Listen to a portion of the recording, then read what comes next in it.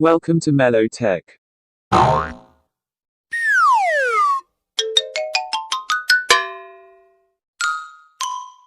Today we brought you the review of PTron wireless headphone.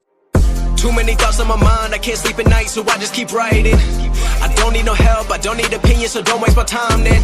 I just been living online, my city don't show me no love. The special thing about this headphone is its price. The price of the headphone is 899 rupees only. PTron wireless headphone with high quality bass. Yes, you can experience the high bass from the wireless headphone. The headphones are light in weight. If the headphones are light in weight, there is an advantage, you can wear it for longer time. And the texture is rubberized texture.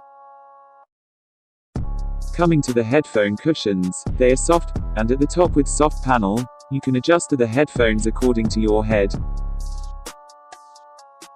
Overall the build quality of headphone is good, there is no another word about it.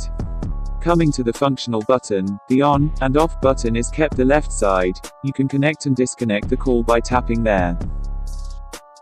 By the way, if you are new to the channel, make sure to subscribe. And at the bottom, there is a micro USB charging port, and auxiliary port to connect aux.